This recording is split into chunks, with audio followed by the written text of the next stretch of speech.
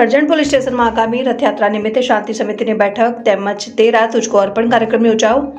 Karjan police station ખાતે SP આનંદ રોહનની અધ્યક્ષતામાં 13 તુજકો અર્પણ કાર્યક્રમ તેમજ આગામી 27 જૂન 2025ના રોજ રથયાત્રા નિમિત્તે પોલીસ સ્ટેશનના પટાંગણમાં શાંતિ સમિતિની મીટિંગ યોજાઈ, જેમાં ઉપસ્થિત એસપી આનંદ રોહન, ડીવાયએસપી ચૌધરી સાહેબ, ડીવાયએસપી આકાશ પટેલ, એલસીબીના PI Kunal Patel, SOG PI Chavda, Karjan police સ્ટેશનના પીઆઈ એ.કે. ભરવાડ તેમજ કરજણ પોલીસ સ્ટાફ અને કરજણ નગરપાલિકાના પ્રમુખ, ઉપપ્રમુખ તેમજ કરજણના જાગૃત નાગરિકો મીટિંગમાં ઉપસ્થિત રહ્યા, જેમાં વડોદરા રૂરલ એસપી દ્વારા નાગરિકોને રથયાત્રા નિમિત્તે સુલેહ શાંતિનો ભંગ ન થાય તેમજ સોશિયલ મીડિયાની ઉશ્કેરણીજનક પોસ્ટ ઉપર ખાસ ધ્યાન આપવા જણાવાયું। બીજી તરફ 13 તુજકો અર્પણ કાર્યક્રમમાં જે લોકોના મોબાઈલ ચોરી ગયા હોય, આશરે 20 જેટલા મોબાઈલ અને 10 લાખ રૂપિયા જેટલા સાયબર ક્રાઇમના ગુનામાં ફસાયેલા નાના લોકોને અર્પણ કર્યા હતા।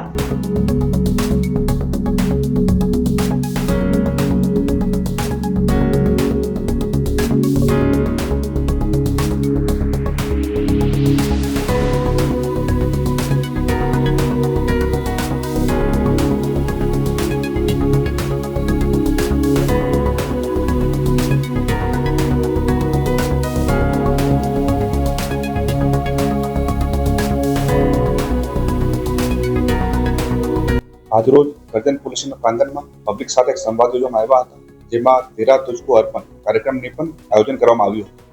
જેમાં કેટલાક લોકોના મોબાઈલ અને સાયબર ફ્રોડમાં વહી ગયેલા નાના લોકોને પરત કરવામાં આવેલ હતા અને સાથે સાથે જો 23 તારીખ રથયાત્રાનું આયોજન છે, આ બાબતમાં આયોજકો સાથે ડિટેલ ચર્ચા કરવામાં આવી હતી। વાત કરવામાં આવી છે અને આગામી 25 તારીખના રોજ ઇલેક્શનનું એમાં 2-3 વસ્તુઓ છે, કે એક તો 25 તારીખે મતગણતરી પણ છે,